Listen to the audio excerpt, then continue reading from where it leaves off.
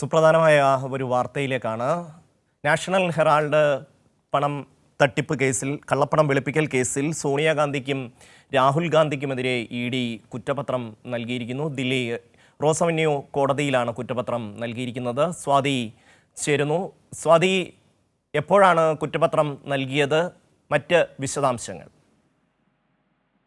Shami, national Herald കേസുമായി ബന്ധപ്പെട്ടാണ് ഇപ്പോൾ സോണിയാഗാന്ധിക്കും രാഹുൽ ഗാന്ധിക്കുമെതിരെ കള്ളപ്പണം വെളുപ്പിക്കൽ നിരോധന നിയമപ്രകാരമുള്ള നടപടികൾ ആരംഭിച്ചിട്ടുള്ളത്. അതിന്റെ ഭാഗമായി തന്നെ ആദ്യ കുറ്റപത്രം റോസ് അവന്യൂ കോടതിയിൽ സമർപ്പിച്ചതായാണ് മനസ്സിലാകുന്നത്. 700 കോടി രൂപയുടെ സ്വത്തുകൾ കണ്ടുകെട്ടാനുള്ള നടപടികൾ നേരത്തെ തന്നെ ED ആരംഭിച്ചിരുന്നു. അതിന് പിന്നാലെ തന്നെ ലക്നൌ, മുംബൈ, ദില്ലി എന്നിവിടങ്ങളിലെ വസ്തുവകകൾ പുറമെ ദില്ലി ബഹദൂർ ഷാ സഫർ മാർഗിലെ ഹെറാൾഡ് ഹൗസും കണ്ടുകെട്ടിയേക്കുമെന്നുള്ള വാർത്തകളൊക്കെയും പുറത്തു വന്നിരുന്നു. ഈ കേസുമായി ബന്ധപ്പെട്ടുള്ള കുറ്റപത്രമാണ് ഇപ്പോൾ സമർപ്പിച്ചിട്ടുള്ളത്.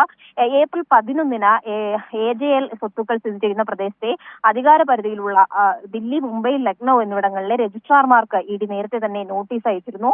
ജവഹർലാൽ നെഹ്റു 1937 സ്ഥാപിച്ച നാഷണൽ ഹെറാൾഡ് പത്രത്തിന്റെ ഉടമകളായ അസോസിയേറ്റഡ് ജേർണൽസ് ലിമിറ്റഡ്സിനെ യങ് ഇന്ത്യ കമ്പനി ഏറ്റെടുത്തതിൽ അഴിമതിയും വഞ്ചനയും ഉണ്ടെന്ന് ആരോപിച്ചാണ് 2012-ൽ BJP നേതാവ് സുബ്രഹ്മണ്യൻ സ്വാമി പരാതി നൽകിയതാണ് ഈ കേസിന്റെ തുടക്കം.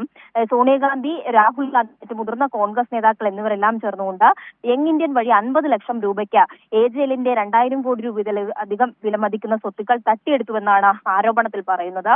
2021-ലാണ് ഈ കേസ് ED ഏറ്റെടുക്കുന്നത്. പിന്നീട് ED റെയ്ഡുകൾ നടത്തുകയും നിരവധി രേഖകൾ കണ്ടെത്തിയതായി അവകാശപ്പെടുകയും ചെയ്യുന്ന സാഹചര്യമുണ്ട്. കേസിൽ രാഹുൽ ഗാന്ധിയെയും ED ചോദ്യം ചെയ്തിരുന്നു. എന്നാൽ EDയുടെ ഇപ്പോഴത്തെ നീക്കം വലിയ രാഷ്ട്രീയ പ്രേരിതമെന്നൊക്കെ തന്നെയാണ് കോൺഗ്രസിന്റെ ആരോപണം ഉയരുന്നത്. അന്വേഷണ ഏജൻസികളെ ദുരുപയോഗം ചെയ്യുന്നു എന്ന ആരോപണമാണ് കോൺഗ്രസ് നിരവധി ഘട്ടത്തിലും ഉയർത്തിയത്. മാത്രമല്ല, ഇന്ന് വാദ്രയ്ക്കെതിരെയും ED ചോദ്യം ചെയ്യൽ ഉൾപ്പെടെയുള്ള നടപടികൾ നടത്തിയിരുന്നു. മാത്രം അത്തരത്തിൽ സാമ്പത്തിക ക്രമക്കേടുകളുമായി ബന്ധപ്പെട്ട കോൺഗ്രസിനെതിരെ വലിയ കുരുക്കുകളാണ് ED ഇപ്പോൾ ഇടുന്നത്. ഇതിൽ മറ്റ് ആരോപണങ്ങൾ കൂടി ഉയരുമ്പോൾ വലിയ പ്രതിസന്ധിയിലേക്കാണ് കോൺഗ്രസ് പോകുന്നത് എന്ന് പറയാൻ വേണ്ടി കഴിയും. സ്വാതി തുടരുക.